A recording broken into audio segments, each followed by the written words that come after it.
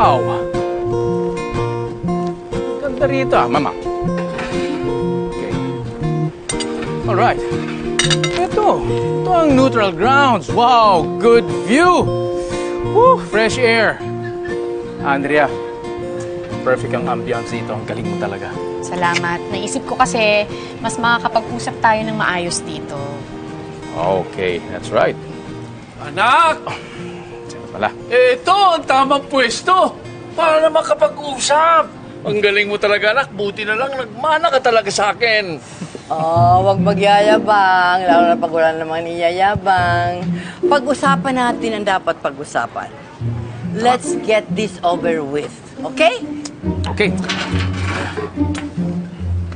Andrat.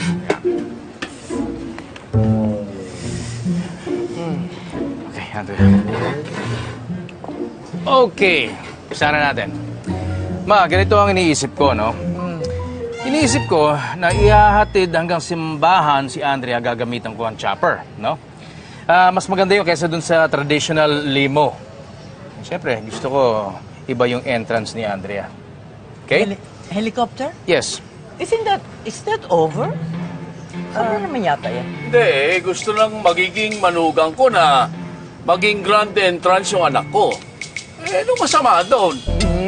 Gusto mo lang sumakay sa helicopter dahil ikaw pang jeep lang ang tsura mo.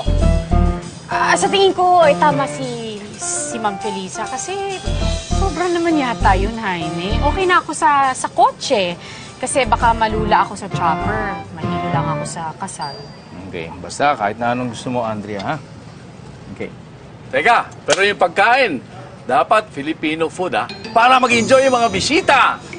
Ha? Okay. Pakakainin mo mga VIP kong bisita? Ng pagkain galing sa karinderiya? Hello? Eh, balay, anong gusto mo ipakain sa mga bisita mo? Katulad nito?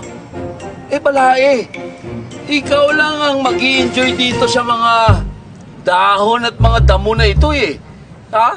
Eh, para naman tayong camping dyan, ha? Eh, wala ka naman alam sa pagkain dahil patay gutom ka, eh. Ako, balay, sumusobra ka na, ha? Ano? Ang ahang mo nang magsalita. Ang pait pa ng ugali mo. Eto, maghimagas ka para kang maging matamis. O, ito, kainin mo ito dahil mukha kang tiyonggo. Ma.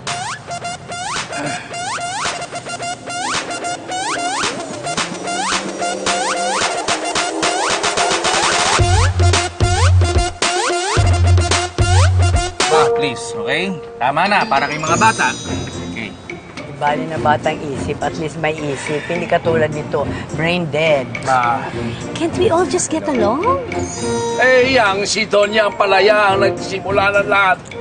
Nagsadya ako rin, nagpunta ako rito para nga makapag-ayos na kaming dalawa. Ay, siya pa itong galit. For your information, mas gusto ko pang tumalon dito kaysa makipag-usap sa unggoy na katulad mo. Ha? Ano gagawin niyo? Donya Felisa! Donya Felisa! Huwag na huwag niyong gagawin yun.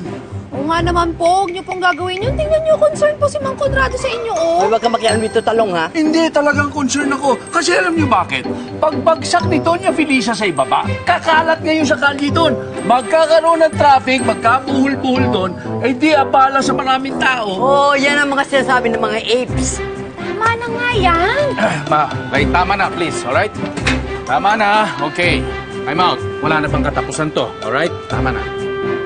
Enough. Ako pa sisisihin mo? Eh, sa ugali mo, kakambal mo na ang gulo. Sinabi niyang tama na eh. Umupo na lang kayo. Tama. Alam mo, King Kong, tumigil ka. Tama na sabi. At titigas ng ulo ninyo.